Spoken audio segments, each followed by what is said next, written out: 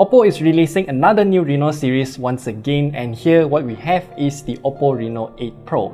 And this time around it is not as bland as the previous generations because it comes with the MediaTek Dimensity 8100 Max chipset and also OPPO's proprietary MariSilicon X imaging chip that was only previously present on the OPPO Reno Find X5 Pro flagship smartphone.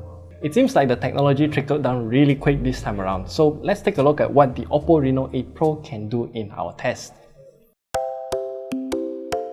So starting off with the design, the OPPO Reno 8 Pro is rather interesting because OPPO decided to make this phone with a squared off frame, but it also has chamfered edges all around, so it is still comfortable to hold without it digging into my skin.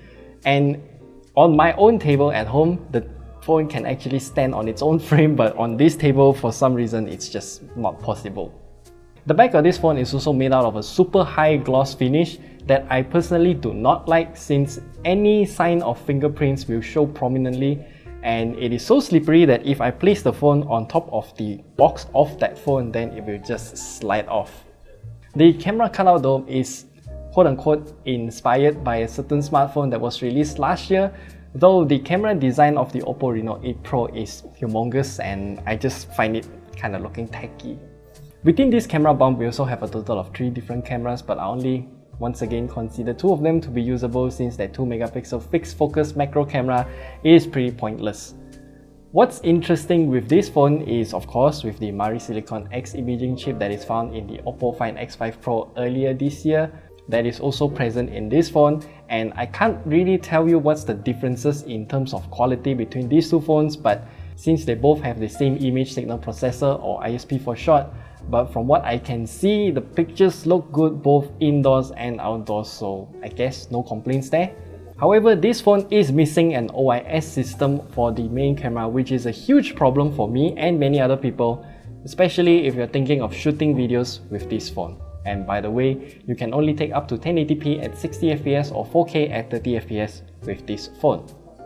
This phone is also powered by the relatively new MediaTek Dimensity 8100 Max chipset, and it does offer a very good level of performance as I got about 45-ish FPS consistently while playing Genshin Impact at the highest graphical settings. But from what I have tested, the performance level isn't exactly that much difference compared to the OnePlus Nord 2T 5G that is using the Dimensity 1300 chipset.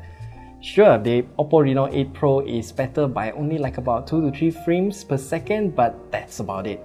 This phone also doesn't get that hot, so it's only warm to the touch even though I was playing for a very long time, and that goes to show that the MediaTek Dimensity 8100 Max is rather efficient. As for the screen, this is fairly simple. It has a large 6.7-inch AMOLED screen with a resolution of 2412 at 1080 pixels, and it goes up to 120Hz refresh rate. It looks good, and our colorimeter agrees as well, because this phone covers 99% of sRGB and more than 98% of DCI-P3 color gamuts, but the delta E number is 3, which is actually quite high, but I doubt our eyes can see the differences anyway. Then for the maximum brightness, it's only at about 530 nits, which is definitely not enough if you want to use this phone outdoors during a sunny day. The battery life though is something that we tested using PCMark battery life test at 100 nits of brightness, and it lasts for about 12 hours. Pretty decent overall, and it can last you throughout one full day of use without much of an issue. As for the charging time, this phone also comes with the Super VOOC charger at 80 watts, and I can charge this phone from 15 to 80% in 18 minutes. But why did it stop there? Well, that is because the software has some sort of locking system. So if you are like me and charge this phone overnight, then there is an option in the settings menu called Optimize Night Charging, which quote-unquote learns when you plug in at night and also when you unplug it in the morning. So it will only charge to 100% right before you unplug it in the morning.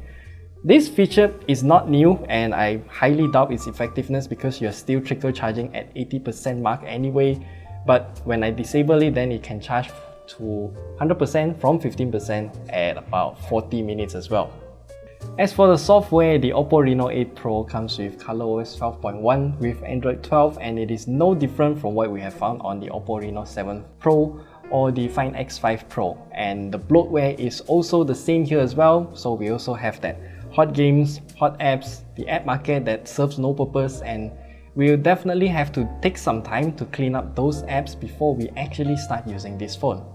And that's what I think about the OPPO Reno 8 Pro. For the price of 3,299 ringgit, I think this is just way too expensive for what it has to offer, and the time gap of release between the OPPO Reno 7 Pro and the OPPO Reno 8 Pro is just way too close to each other.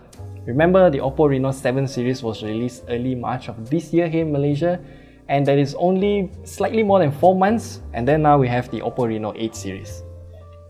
For a phone of such a price range, I don't think such a short refresh cycle is fair for the customers. Also, OPPO, you really need to have proper software support commitment if you're going to charge this much for what is essentially a mid-range smartphone. So that's it. That's all we have to share with you about this phone, and we'll see you guys in the next video.